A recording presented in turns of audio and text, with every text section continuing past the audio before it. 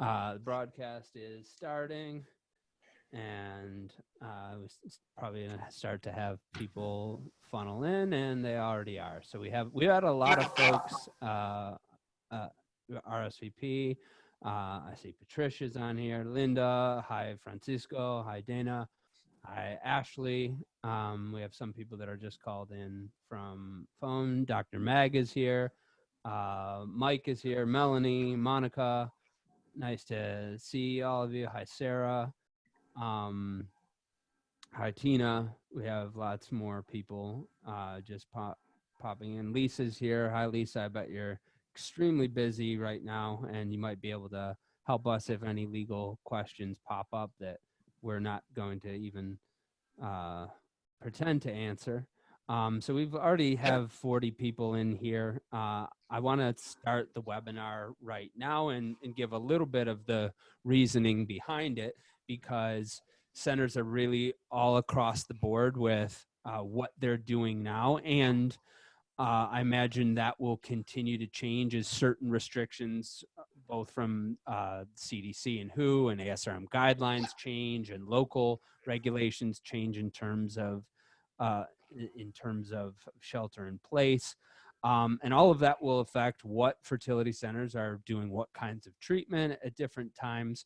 And there might not be one perfect legal precedent for anyone to follow right now. And again, there's no legal advice here, but I wanted to bring on some people that do have experience with helping with consent. So I have Dr. Steven Katz on. Dr. Katz is an REI. He also owns a company called REI Protect, which helps REI practices with insurance that's exclusive to the field of fertility. And I have Jeff Issner and Taylor Stein on, who are the principals of Engaged MD. Many of you know them for their learning modules and for their consenting platform. So there's a few things that we're figuring out together with all of you on, and that's what do we need to consider when we're having people consent. And there's some of you that have been having people sign consents when they come into the office for just about everything that you do consents for, and in many cases that's just no longer an option. So how do we do that digitally now? So gentlemen, welcome. Thank you for coming on. We've got 46 attendees already. And for those attendees, you can just drop your questions into the Q&A. Please put them in the Q&A instead of the chat. And also for those attendees, if you would please, I first saw this on Dr. Palter's webinar, and then we did it last week. And I thought it was really nice to see everyone that's engaged in this right now. And people just replied in the chat. They replied to panelists and attendees. You guys have to remember that, panelists and attendees, so that others can see you. But if you just type your name and where you're from, it's a really nice way to see that we're not alone in this. We can see everyone from all over the country. It's just a little hello to give us something social in this time where we've had less contact with each other. So you have to do in the chat panelists and attendees, or otherwise it will only be the four of us that see it. And then for those of you that have questions, drop that into the Q&A, and we'll try to answer them as best as we can. So gentlemen, welcome. Dr. Katz, perhaps I start with you and just say, what are you seeing in terms of how practices are consenting right now, and what do they need to think about? And I know that's broad, but we'll chisel away from there. Well, I think the consent process, as we've talked about, Griffin, is critically important before the COVID-19 pandemic, during, and certainly afterwards. The majority of programs across the country, the vast majority, are following the ASRM guidelines. And so they're not starting new cycles per se, and therefore I think the need to consent for new cycle starts has somewhat diminished. But the importance of consenting for medical care during the pandemic has, of course, risen to the top. So for clinics that are providing essential care, essential defined for just this discussion with no news cycles are certainly presenting consenting and informed consent for the issues surrounding the pandemic. So offices must have a consent, paper or video, as we're going to talk about, talking about the risks of fertility care during the pandemic. A couple of good examples of information that needs to be part of the consent. We don't know the future. We don't know necessarily the effect of pregnancy moving forward. We don't know specifically about the possibility that care could be canceled at any time, whether due to an escalation of the pandemic, the COVID-19 virus entering the medical office in which you're having your care, orders from the state government in which you live in. Those are really important aspects in the current consent portfolio because patients are sometimes choosing to pursue fertility care under the realm of it being essential, but there are risks. Those risks I just mentioned. Most importantly, they can start a cycle, but it may be canceled early, middle, or late stage before the opportunity for fertilization could occur. So what am I seeing across the board? I'm seeing focus on informed consent relative to the pandemic. Yeah, I'll just second that. We've seen a flooding of COVID consents come into our team to upload for digital signature. Of course, it's a totally different world where we're trying to do things as remotely as possible. The points Dr. Katz mentioned have been on pretty much every single consent we've seen. The risk of cancellation has definitely been at the forefront, and just understanding there's a lot we don't know right now. And there is a chance that things can change rapidly and we may need to cancel your cycle in the middle of things just because of unforeseen circumstances. Is that mostly what the consent is talking about, Jeff? And I want to preface this for everyone that Jeff was really adamant before we had a call about the webinar just to talk about that he didn't want to come off as suggesting, is providing any kind of advice or suggesting what clinics should do. And I told him that was totally fine. It's not going to stop me from being curious, which is just general.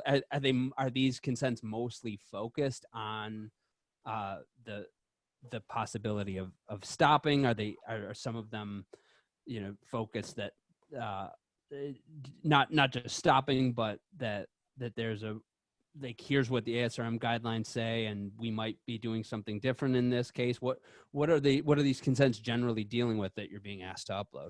Yeah, we've seen a wide array, and just to be clear, not a lawyer, don't want to provide legal advice, but I do think it's important. We're in a unique position in that we see a lot of different centers' approaches, so I'm more than happy to share kind of a summary of what we're seeing in these consents, and I've taken a significant amount of time to kind of read through these just to get a sense of what people are talking about. I think Dr. Katz really hit the nail on the head. It's really important for clinics, it seems, to state that it's a situation in flux. Review the current guidelines, understand what the current risks are, what we know and what we don't know.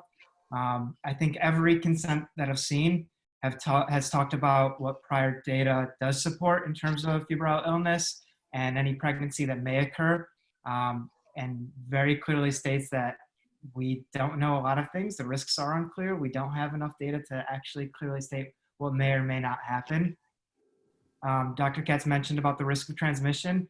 Unfortunately, if you do proceed with care, even at a point where we relax social distancing in the future and we're back to normal, I think it's important to realize that COVID is likely going to be around for a long time, and there is a risk of transmission, and it's going to be a long time before we actually know all of the fine details about what those risks entail.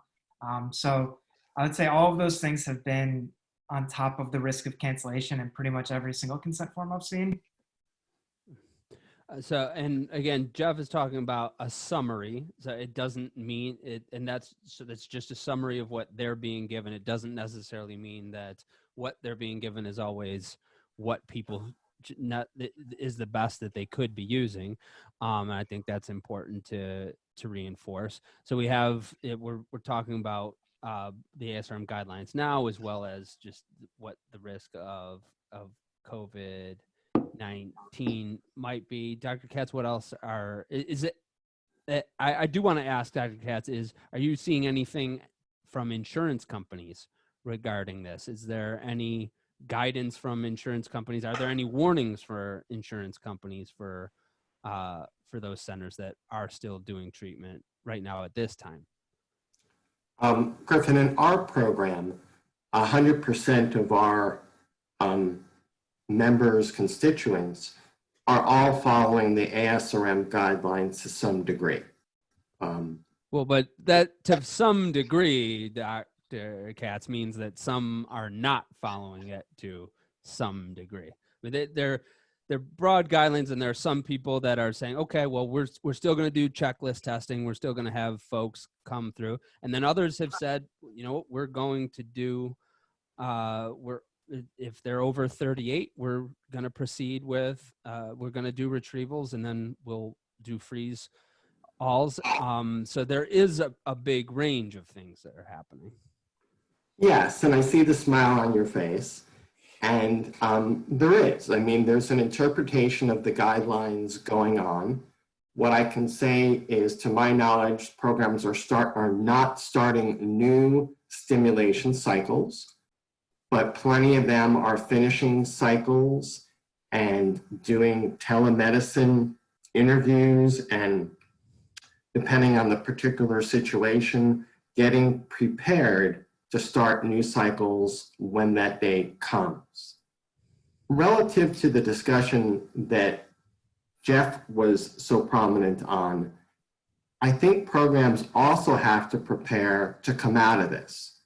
So the COVID-19 consent has to have language either now or in the short-term future about, we're back to a new normal, COVID-19 is still around, so we need to make sure that you're informed about COVID-19 once the new normal comes back. So I think what we'll talk a little bit about later in this webinar is the fact that it's very possible that some areas of the country go back to a new normal. The guidelines are more limited or less limited for certain areas of the country: Wyoming, Arkansas, Oklahoma, Arizona, versus Manhattan. So we have to be able to, as a group, be prepared for some areas of the country to go back to providing maybe full care, versus some of the areas of the country not being able to do so under potentially orders of the state government. So the consent process, it has to be forward thinking. Okay, we're potentially in Arizona, we now can start new cycles. Those consents have to portray that informed risk. It reminds me, it's very different in many aspects, but it reminds me a lot of consenting for Zika virus. This is the new normal. People need to be aware of everything that's potentially that they need to be informed about in order to properly consent and go through with treatment. Yeah, and I just want to touch on one more thing that Dr. Katz alluded to, and we can get into this a little bit more later if there's interest in time. A big concern that we've been hearing from practices, and over the past couple of weeks, things have ebbed and flowed, but there's a lot of concern that when they do get back to seeing patients, whether it's regionally or across the board, that they're going to be overwhelmed because of pent-up demand. And there's a real concern that at that point, physicians and their staffs already were overwhelmed in many cases and had a difficult time giving proper informed consent. And a lot of staff members have been furloughed or laid off at various clinics. And so combining that with a huge rush of patients when things come back up, it's really important that you've thought through that process and what's going to happen and what you can do in the meantime to sort of alleviate some of that pain, because you can't cut corners when it comes to patient education and consent and discussion about financials and carrier screening and all of the things that have to go into every cycle no matter what, just because you're overwhelmed and short-staffed. So we've been hearing a lot of clinics thinking about what they can be doing to prepare, and happy to talk about that a little bit. But I'm also interested from the group if your practice has thought about this and if you have any ideas. But Griffin, I'll let you sort of pace things, but if there's time, I think that would be interesting discussion for the group. Yeah, I think for those of you that that heard Taylor's question, if you can just answer that in the replying to all panelists and attendees would be really helpful just to see in the chat. That way we can sort of interact the conversation with you all, and maybe we phrase it in the form of what are you doing to stay in touch with patients right now. If you can kind of share that with the group of what are you doing to stay engaged with your patients while they wait for the office to reopen, I think that's a really good side conversation to happen in the chat.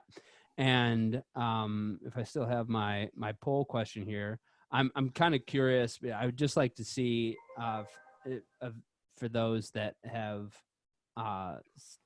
stopped or maybe have not stopped. Are you all seeing my poll question right now? Sometimes I need to relaunch it. No, we're not seeing it. I'm gonna end it and then I'm gonna relaunch and see if this works. And I'm not allowing the panelist to, but what about now, Megan? Do you see? Yes. Okay.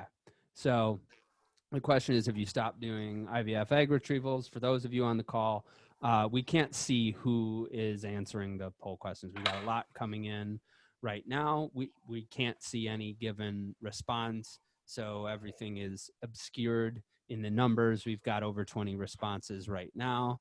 Have you stopped doing IVF egg retrievals is the question. And then looking forward to reading some of the comments from that happen in the Q&A as well. So I'm still seeing more responses come in. We've got 24 responses right now. I'll give you about 10 more seconds. The question is, have you stopped doing IVF egg retrievals? 5, 4. If you want to get one more chance to answer, you can now. Ending the polling, and I'll share these results with you. So, Megan, can you all see the results as well? No. Says sharing poll results. Is that attendees are? It says attendees are now viewing the poll results. So I'm not sure if the panelists can see because the panelists weren't allowed to vote. But if you are able to see the results, we've got about 3/4 saying that they have stopped, and so we've got 32 yeses. We have stopped. So it's 82% have stopped, and 7 said they have not stopped. So 18% have not stopped retrieval. So I do think this is really important for people to consider, because at some point that might be things for different people. Others might start when others stop, and others might stop as others begin. We have one question from Dr. Landro, which is, what would be the regional determinants for a practice for change, to change the type of treatments they are okay to do? Number of COVID cases in the region, status of PPE supply, burden of the health system in the region. I'm not sure that this is a question we can answer. Dr. Katz, do you want to take a stab at it? Sure, I'll take a stab at it. I think there'll be a direction from your state government. Some cities like St. Louis in Missouri took the lead over the entire state government in Missouri, but most of the time it's the governor of the state that will determine the rules and regulations of that state. So yes, I think if I'm taking a stab at it, it will be the slope of the curve in COVID-19 cases, and other related aspects that may allow a loosening of the regulations. Thank you for that. And for those of you that have other questions, go ahead and feel free to enter them in the Q&A. We'll take a stab if we are able. I do have a question for Taylor and Jeff, which is the way that I've been approaching this is, or from our responsibility, from Fertility Bridge's responsibility, is we need to help people pack their new patient waiting list as much as possible to convert them to video consults. For those that are doing checklist testing, they'll either do that now or later if they're not. And we need to have that waiting list of patients that are ready to go to treatment as much as possible. And that will involve not having a short staff that is rushing through consents at later times. So to the extent that people can do some of those consents now, and we talked about carrier screening as something that can be done before all operations return to normal. Having these consents done digitally is important because in many cases, we're not even allowing the partner into the office anymore. So for those that had kind of resisted doing consents digitally before, now the impetus is upon us. In normal times, what's often, I guess, describe the process of someone coming around to doing consents digitally for the first time in normal times, and then maybe we compare that to the speed at which it has to happen now or is happening now. Yeah, Jeff, let me take the first part of that question, and then Jeff, you can fill in the details. So there are a number of things, as the folks who work at practices know better than even we do, that are done at the office normally, but with the right technology can be done remotely. We have been moving that stuff, some of that stuff into the home over the years, but it's always been in support of in-practice consultations because that's been the standard. And before COVID-19, we had not seen a big move to Zoom conferencing for consultations in the fertility world. It's something that a lot of other specialties have adopted, but fertility, we haven't seen much of it. And so we've been taking a microscope to this in talking to practices and hearing what they're doing in sort of rethinking the flow ourselves. And there is a lot that can be moved to the home in coordination with video visits. So not only do we have the electronic form signing capability and the video consenting, there are folks like Semaphore and other carrier screening companies that are trying to rethink their processes to make to enable carrier screening to go on without the patient and partner needing to come into the office. We've heard things like increased use of mobile phlebotomy, for example, and we're helping to support them with consenting processes. So, and a big part of that is because oftentimes it can take up to 2 weeks from when you actually do the draw to getting the results to having your genetic counseling consultation to then being able to start. So being able to push that earlier can help ease the burden when the offices do reopen. And Jeff, I'm going to pass this off to you to talk some more about other things that we've heard and things that we're working on to help support. Yeah, in terms of actually implementing an e-signature solution. So, well, let's talk about informed consent a little bit more globally. We still need to educate with relevant information. we still need to provide an opportunity to answer questions, and we need to still get these documents signed. So I'll touch on those three things differently in the three ways that we've talked about it at Engaged MD, and the way that we're supporting our practices. Hopefully it will be helpful to everybody. So let's start with educating with relevant information.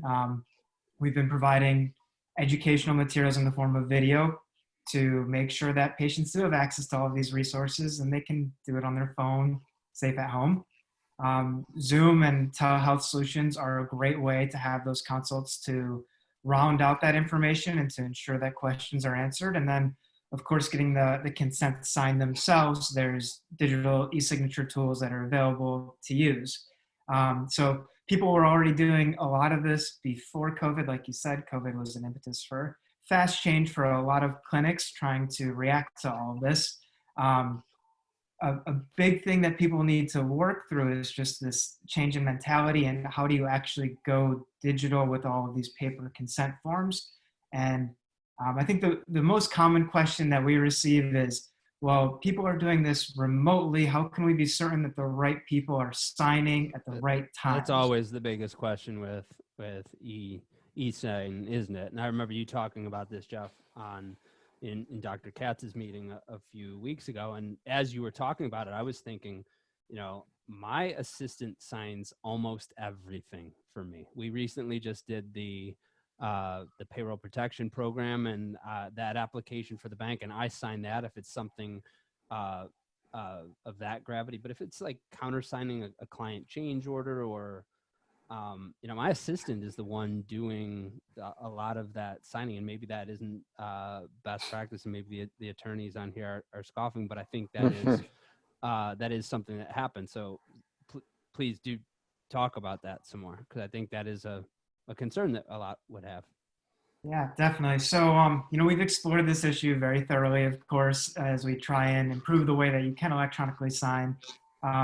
And it all comes down to risk mitigation at the end of the day, but there are many great mechanisms that are in place to authenticate with an electronic signature system. So you can take a look at your consents and understand what are the more sensitive ones, what are the less sensitive ones. For the less sensitive ones, you may not need the same level of authentication as the more sensitive ones. For the more sensitive ones, some of the things that we try and recommend practices implement are dual factor authentication through a text message authentication to each person's mobile phone.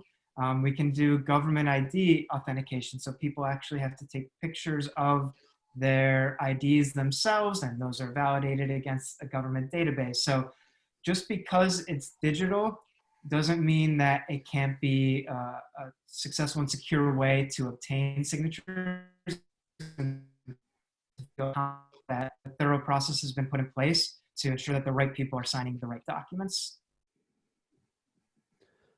Dr. Katz, do you have anything to add to that? And I'm hoping that you can wax philosophical, because I'm still finishing adding another poll question. I'm bad at multitasking.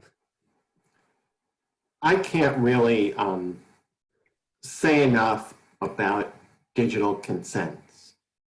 If we think back to the latter part of the 20th century, the last 3 decades or so, our offices used to hand patients consent forms, pieces of paper that said, go home and read it, and if you have any questions, feel free to come in and let's discuss.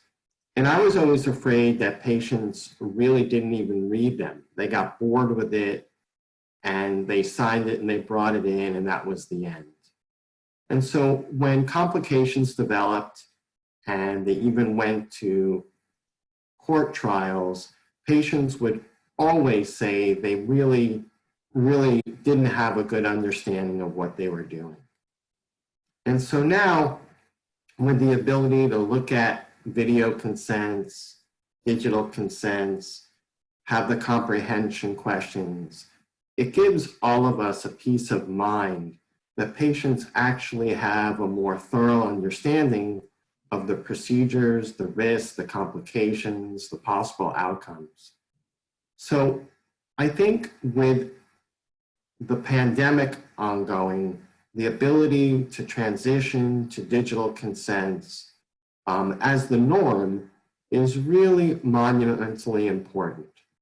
And I'm hoping that all those listening would keep that in mind. This is a perfect opportunity to transition. Jeff wrote a nice paper on our website about the security behind e-signatures. And I think a lot of our programs have really accepted that because you're right, Griffin, as of a few months ago, people were really questioning the validity of e-signatures. And I think we're really moving in the right direction as it relates to informed consent. So it's just in time for me to launch a poll question about consents, which I'm guessing that you all are not seeing right now because, well, no, you are. You can seeing see it. because they're coming in.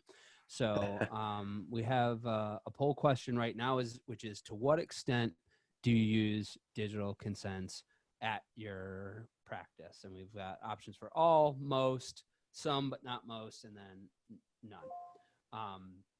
So we've got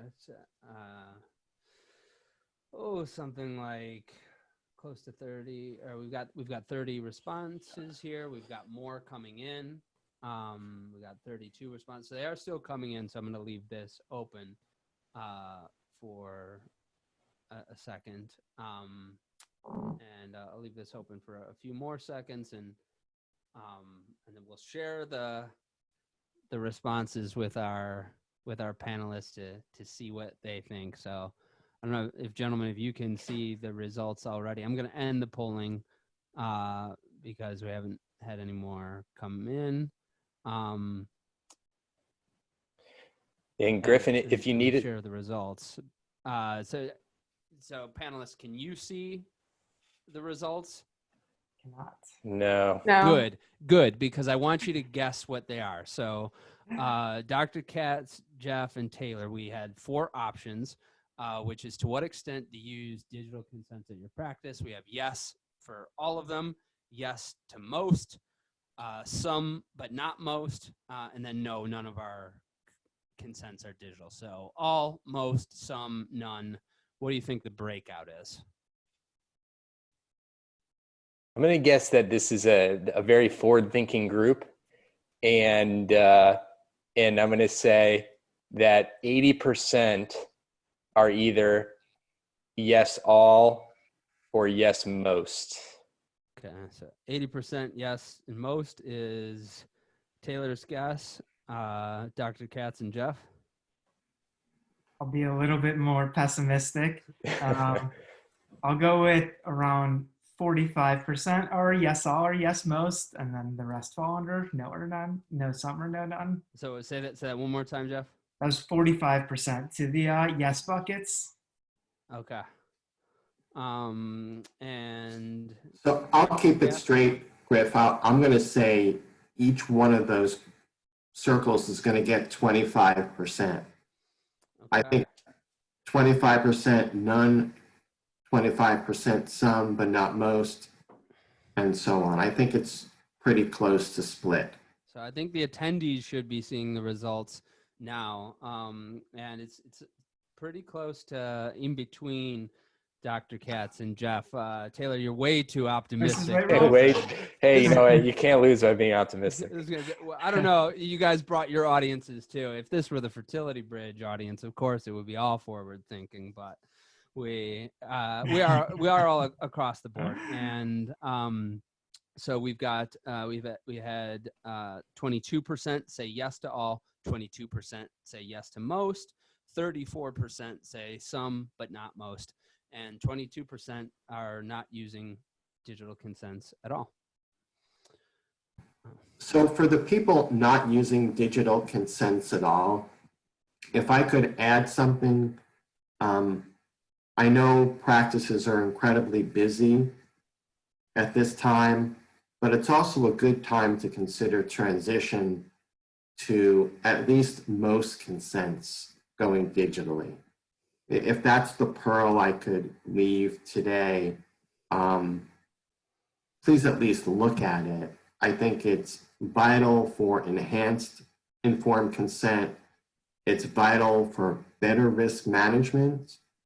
And really, it's better for patient care. The more they know, the more the patients feel comfortable, the better the outcome, the better the pregnancy rate. Yeah, Dr. Katz, that really resonated with me when you mentioned that in your meeting a few weeks ago of if you had to defend one's understanding of what they signed, when they can just point to several pieces of paper with medical jargon and say, how could I possibly understood that? They just had me initial and we moved on, versus a digital trail that involves video that's broken up to modules. It's very clear how that would be seen. And you use the example of a jury, and I'm just picturing if we're using a civil jury, well, that's made up of people like me. That's made up of lay people. And if one had to persuade one of those groups, which is how one would have the better understanding, it's clearly the digital model that maybe has a module that has video, and not just the same digital or the same consents that we've all had to sign that have several pages and terminology we're really not familiar with. So I want to add another question here, and that's something that Taylor was wondering. I believe it might have been Jeff, but I believe Taylor had asked how many folks are using consents that are related to COVID-19 specifically. So I'm launching this poll right now, which is, have you created or are using your own consents for treatment or testing or visits that are specifically related to COVID-19? Maybe I'm not having responses come in yet, so I'm gonna end and share again. But the question is, are you using someone else's, or have you created your own, and your own attorney?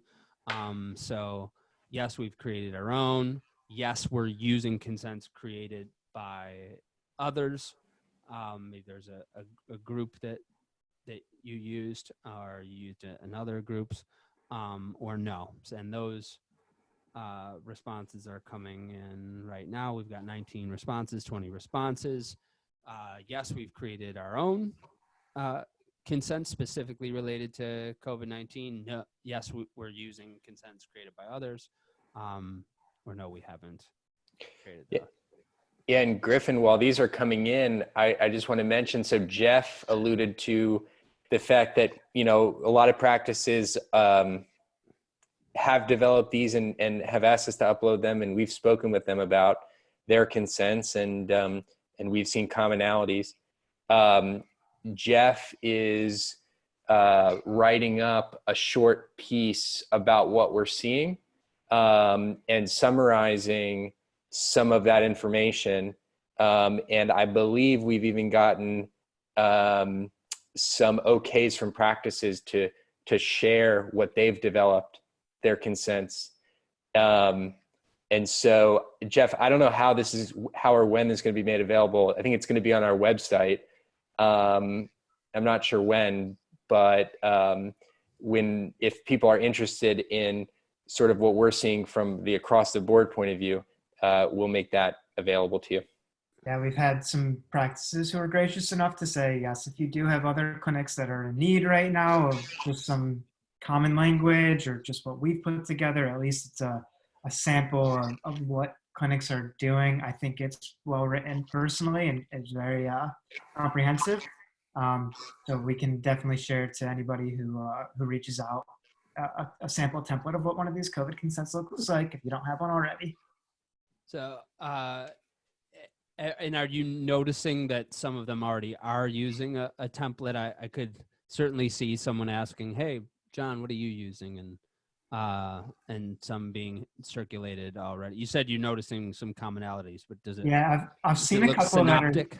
I've seen a couple that are similar. So there's definitely some sharing going on, and I think of course there's the network effects too. They are generally speaking different, though. I think the people who have been really forward about this and want to get something online as quick as possible have reached out to their counsel and have gotten something written up as soon as possible. So we're just doing our best to aggregate those best practices. So Yeah. the folks that have answered now, half have said yes, they created their own. 14% said that they are using consents created by others, and 38% do not have consents specifically related to COVID-19.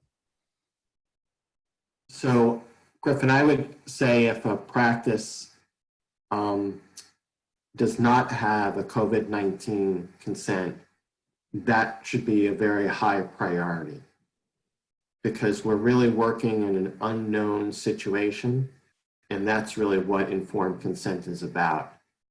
So Jeff and Taylor, thanks for supporting them. I'm happy to give some information as well. I think every one of our programs has a COVID-19 consent in place.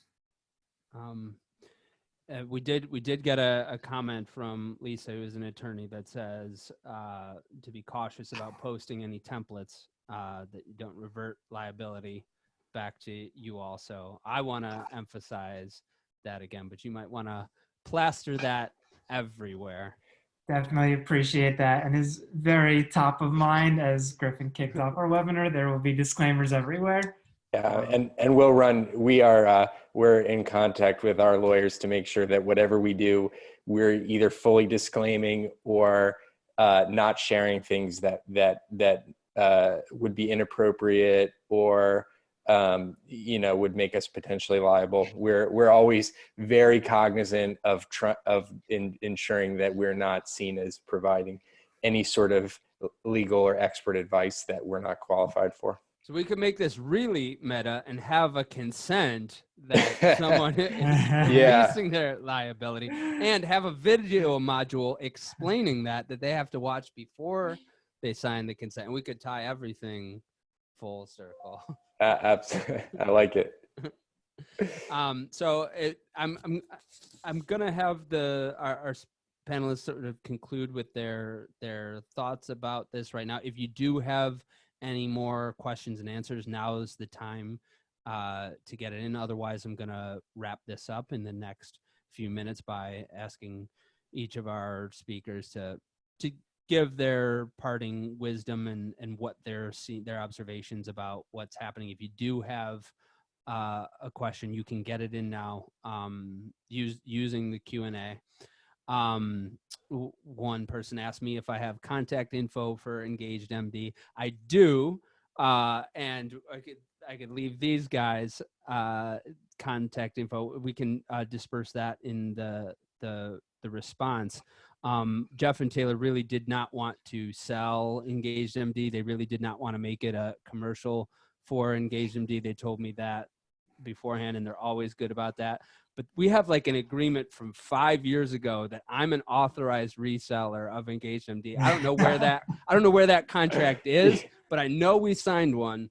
And so if you all use Engaged MD after this because of this, or because you ever heard me talk about it on the podcast, you have to say, Griff told me about it. I'm using you guys because Griff was the person that directed us to, or Fertility Bridge did, and make sure that I get that commission. So it is a disclaimer. They're not promoting themselves, and I'm only doing it because it's so relevant here. But we will send that contact info out in the follow-up email. So just please make a note of that, Megan. Gentlemen, how would you want to conclude? Yeah, I'm happy to provide my closing thoughts. The same thing that we've told our team, we're really listening, and we're, I think, uniquely positioned in that we have a platform to provide information and to help out during this time. So we're open to hearing any other thoughts. We're trying to create as much content as we can to help support clinics through this downtime. But would love if people have other ideas on how we can support the industry. Please don't hesitate to reach out. We'd love to have the conversation and provide as many tools as we can during a time that is really hard for everybody. Yeah, Dr. Katz, I'll give you the last word. I'll just say very briefly that I think this is an unprecedented time for everybody. We all have our expertise in different areas, and our experience in different areas. And now's the time to be talking about our approaches, what we're doing, sharing our ideas, and sort of, really working together to try to get through this, and to put practices and patients in the best positions possible.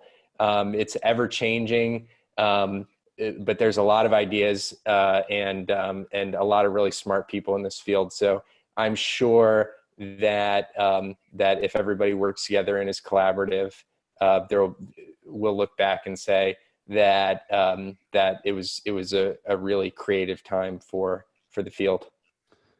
Well, speaking of creativity, we did have a question from Chelsea that asked, what about something like Zoom to virtually witness consents that aren't available to use electronically? It sounds like they're in the process of getting signed up and they're in the process of converting to digital. But in the meantime, have you ever heard of something like that, using Zoom to virtually witness consents? So it's actually really interesting.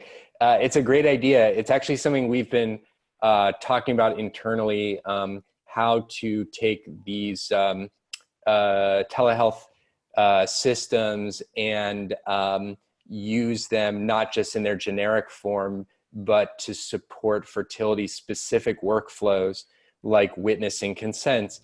And actually, we've developed sort of our own internal teleconferencing tool that we can use the technology, if it makes sense to support workflows like that. So it's still not clear yet what those ideal workflows will be, but witnessing consents is definitely one of the ones that we've talked about, and I think it's a great idea. If you can figure out a way to do it with Zoom with like a screen share, then I think that is a great sort of way to do it using the existing services. So I do think, that's the kind of thing, getting creative and doing that. How would you conclude, Dr. Katz? Well, Griff, I have two thoughts. The first one is, I really want to say thank you. Thank you to you, thank you to Taylor, thank you to Jeff, for all that you're adding to the safety of the fertility world. All three of you bring incredible expertise, and all of us really greatly appreciate it. We don't take it for granted. And as we're all saying, the pandemic will end. How it ends and when it actually ends, we don't know yet. But I urge all the practices here on this webinar and all that you're in contact with to be prepared. Be prepared to come out of this. We talked a lot about that today. Make sure your informed consents are all set to go, and really put some thought. It will not be business as usual. And so please be prepared for the safety of your patients and the safety of your practice. Now is the time to make this conversion to digital. We saw that a quarter of you are not doing any digital consents right now. Now is the time. About 40% of you didn't have any COVID-19 specific consents, and now is the time for that as well. It is business as unusual and will be for some time. Taylor, Jeff, Dr. Katz, thank you all so much for coming on the webinar. That was really helpful for everyone that's watching right now. I will send follow-up with that includes everyone's contact information. And we have another webinar this time next Tuesday. I'm just trying to keep them coming every Tuesday, 4 p.m. Eastern. We're going to do one on finance next week. Dr. David Adamson has agreed to do that with me, as well as someone else who doesn't know that they're doing it with me yet. And then because there are so many players in the finance space that I want to hear from, we're probably going to do two, because I don't want to have 4 or 5 guests on one webinar. So we got finance part 1 coming next week. Finance part 2 will come after that. And gentlemen, thank you so much for coming on and contributing. Thank you. Thanks for having us, and thanks everybody for participating. Thank you. Great. Thanks, guys. Take care.